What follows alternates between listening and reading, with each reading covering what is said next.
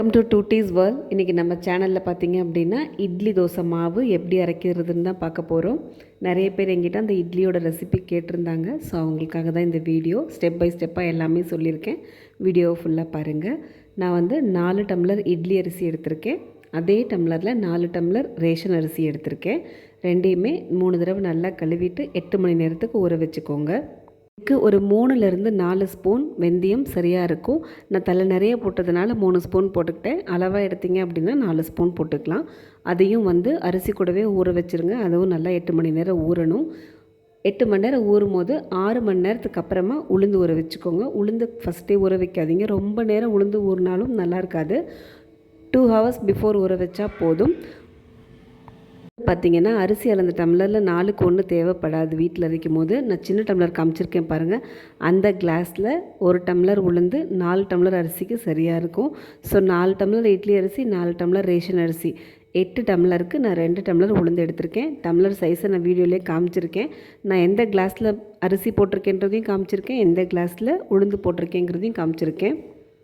கணக்கு பார்த்திங்க அப்படின்னா அரிசி டம்ளர் 1/4 கிலோ வரும், 250 கிராம். உளுந்து டம்ளர் பார்த்திங்கன்னா 200 வரும். சரிங்களா? இந்த அளவு உங்களுக்கு கரெக்டாக இருக்கும்.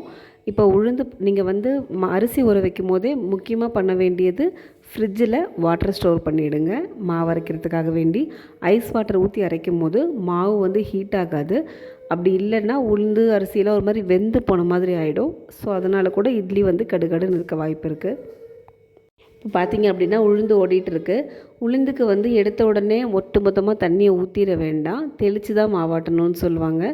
ஸோ மாவு பார்த்திங்க அப்படின்னா வெந்தயத்தை ஃபஸ்ட்டு போட்டு வெந்தயத்தை கொஞ்சம் 1/4 டம்ளர் தண்ணி ஊற்றி நல்லா நுர வர அளவுக்கு அரைச்சிட்டு அப்புறமா அதுலேயே உளுந்து ஆட் பண்ணுங்கள். உளுந்து ஆட் பண்ணிவிட்டு தண்ணியை தெளிச்சிட்டு மூடி வச்சுருங்க.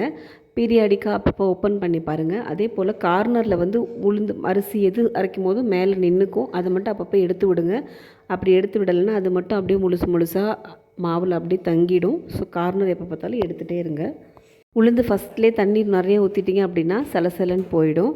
நான் பார்த்திங்கன்னா அரிசி உளுந்து ரெண்டுமே பிராண்டட்லாம் எதுவும் வாங்கலை, டிமார்ட்டில் கிலோவில் வாங்கிட்டு வந்தது தான். ஸோ எதுவாக இருந்தாலும் நம்ம பார்த்து கரெக்டாக பக்குவமாக ஆட்டிட்டோம்னா கரெக்டாக இருக்கும். இப்போ நம்ம மொத்தமாக பார்த்திங்கன்னா இந்த 1/2 கிலோ உளுந்துக்கு கிட்டத்தட்ட 1/2 கிலோ இல்லை, 400 கிராம் உளுந்துக்கு 1/2 லிட்டர் தண்ணி ஊற்றிருக்கேன். எனக்கு அவ்வளோ தண்ணி தேவைப்பட்டிருக்கு. சில பேர் ஐஸ் க்யூப்ஸ் கூட போட்டு அரைப்பாங்க, மாவு ஹீட் ஆகக்கூடாதுங்கிறதுக்காக. நான் வந்து அரிசி ஊற வைக்கும் போதே ஐஸ் வாட்டர் உள்ளே வச்சுருவேன், அதை வச்சு தான் அரைச்சிப்பேன். ஸோ எனக்கு அவ்வளோ சீக்கிரம் மாவு ஹீட் ஆகாது. உளுந்து பார்த்திங்க அப்படின்னா ரொம்ப நேரம் ஓடக்கூடாது. நிறைய பேர் 3/4 மணி நேரம் அந்த மாதிரிலாம் ஆட்டுவாங்க. உங்களோட கிரைண்டர் கல்லோட லெவலை பொறுத்து 20 நிமிஷத்துலேயும் மாவாகும், 1/2 மணி நேரத்துலேயும் மாவாகும், 3/4 மணி நேரத்துலேயும் மாவாகும். ஸோ நீங்கள் வந்து உளுந்து மாவானோடனே எடுத்துருங்க. டைமிங் செட் பண்ணிலாம் எடுக்காதீங்க. எடுத்து பார்க்கும்போது நல்லா பந்து மாதிரி இருக்கும் மாவு. கையில் திரட்டும் போதே நமக்கு அப்படியே ஃப்ளஃபியாக, அது பார்க்கும் போதே நல்லா ஸ்பான்ச்சியாக ரொம்ப சாஃப்டாக இருக்கும். அந்த ஸ்டேஜ் வரும்போது உளுந்து ரெடி ஆகிடுச்சுன்னு அர்த்தம். இன்னும் உங்களுக்கு பதம் பார்க்கணும் அப்படின்னா இந்த மாதிரி ஒரு கப் பவுலில் நீங்கள் ஆட்டின உளுந்து எடுத்து ஒரு ட்ராப் போட்டிங்க அப்படின்னா அது அப்படியே நல்லா மிதக்கும். அந்த மாதிரி ஸ்டேஜ் வரும்போது நம்ம உளுந்தை வலிச்சிடலாம். உளுந்து ஆட்டி எடுக்கும் போதே பார்த்திங்கன்னா நல்ல ஒரு பியூர் ஒயிட், ஒரு மாதிரி ஸ்கின் நல்ல ஒரு ஹாஃப் ஒயிட் கலரில் நல்லா திரண்டு வரும். இதுக்கு அடுத்த ஸ்டேஜ் பார்த்திங்க அப்படின்னா மாவு அப்படியே கொஞ்சம் கொஞ்சமாக கலர் சேஞ்ச் ஆகி மறுபடியும் ஒரு டார்க் கலர் போக ஆரம்பிக்கும். அந்த ஸ்டேஜ் வரைக்கும் அரைக்கக்கூடாது. இந்த மாதிரி நல்லா வெள்ளை கலரில் திரண்டு வரும்போதே நம்ம உளுந்தை வலித்து எடுத்துடணும். இப்போ நான் உளுந்து ஃபுல்லாக வலித்து எடுத்துக்கிறேன். எனக்கு பார்த்திங்க அப்படின்னா ஒரு 20லேருந்து 30 நிமிஷம் ஆச்சு இந்த உளுந்து மாவாகிறதுக்கு. டோட்டலாக 1/2 ஹவரில் எனக்கு உளுந்து மாவாயிடுச்சு. ஸோ இப்போ இது டோட்டலாக வலித்து எடுத்துக்கலாம்.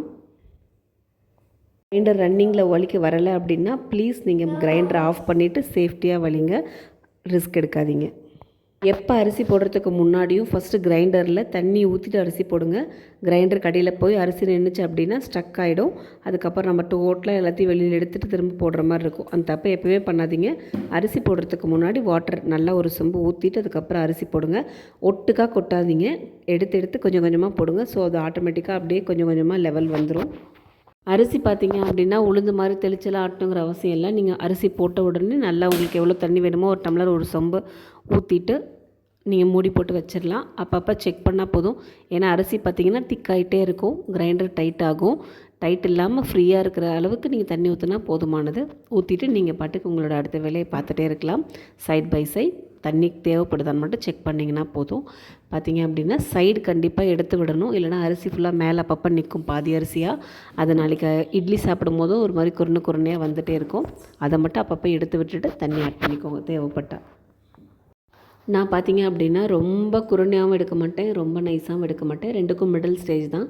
ஓரளவுக்கு நல்லா மைய வச்சு தான் எடுப்பேன். பட் அதுக்காக ரொம்ப நைஸ் கொண்டு போக மாட்டேன். நைஸாக இருந்தாலும் இட்லி ஒரு மாதிரி களியாட்டம் ஆகிடும். ஸோ ஓரளவுக்கு மஞ்ச உடனே நல்லா இங்கே பாருங்கள் கையில் எடுத்து காமிச்சிருக்கேன். அரிசி எதுவுமே இல்லை, அதே சமயம் ரொம்ப நைஸாகவும் இல்லை. இந்த ஸ்டேஜில் வலிச்சுட்டு உளுந்தையும் அரிசியும் சேர்த்து நல்லா கரைச்சி வச்சுட்டேன். இப்போ இது ஒரு 8 மணி நேரத்துக்கு புளிக்கணும். புளிச்சதுக்கப்புறமா நான் உங்களுக்கு இட்லி தோசை ஊற்றிட்டு எப்படி வந்திருக்குன்னு காமிக்கிறேன். கண்டிப்பாக ட்ரை பண்ணி பாருங்கள். தேங்க்யூ.